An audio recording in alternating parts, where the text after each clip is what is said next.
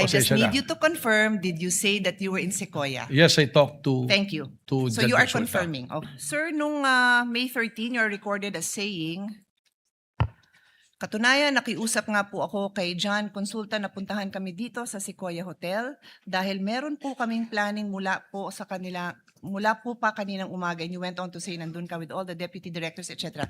Do you confirm?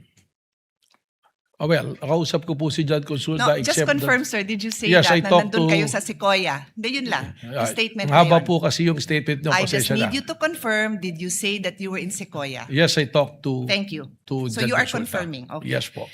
And then later on, dinagdag nyo, wala kami sa Senado, we are on stand down because that's the instructions. Did you also say that? Yes po. Thank you.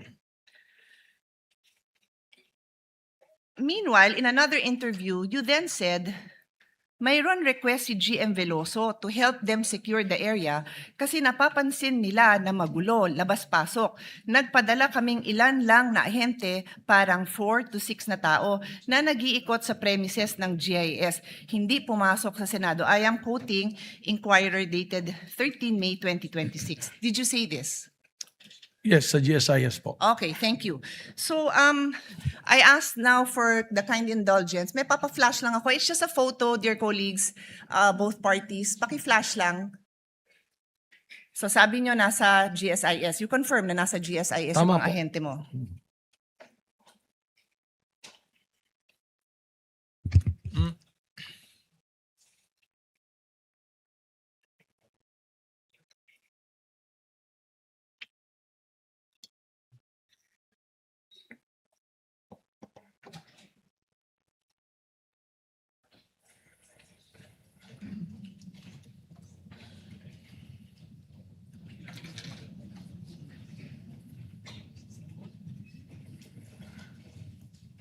Pwede magpa-update sa technical what's going on. It's just a photo.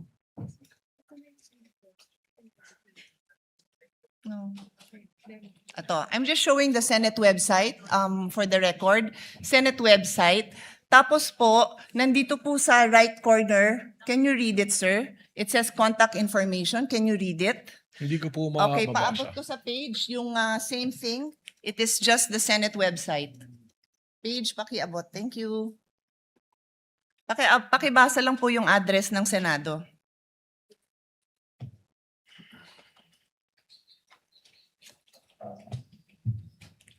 Contact information, GSIS Building, JW Jokno Building, Pasay City, 1300 Metro Manila, 632-8552. Okay na po yung phone number, no need.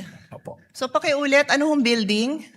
GSIS Building. Opo, kasi nag-iisa lang naman ho ang address namin. Umuupa po kami dito sa GSIS. Iisang building lang ho po yun. And for the record, kung saan nakita yung tao mo, likod lang po yun ng office ni Senator Loren Legarda. Nasa video po yun. I will not bother everyone with that. Kung gusto nyo, presiding officer, I can, but for now, I won't. Kasama po yun sa area na inuupahan ng Senado sa GSIS. We are paying rent. For the information of all. So yan po ang gusto ko lang ma-establish. It seems kasi po na you swore an oath, no, to tell the truth, the whole truth, and nothing but the truth. Is that correct? Yes po. Thank you very much. So sa kaalaman po ng ating mga nanunood at masigasig na taga-subaybay ng mga kababayan natin, Rule 133 on the weight and sufficiency of evidence. Sabi sa Section 1, preponderance of evidence, in determining where the preponderance or superior weight of evidence on the issues involved lies, the court may consider all the facts and circumstances of the case, the witness's manner of testifying, their intelligence, and also their personal credibility. Furthermore, in Section 11 of Rule 132, a witness may be impeached by evidence that his or her general reputation for truth, honesty, or integrity is bad.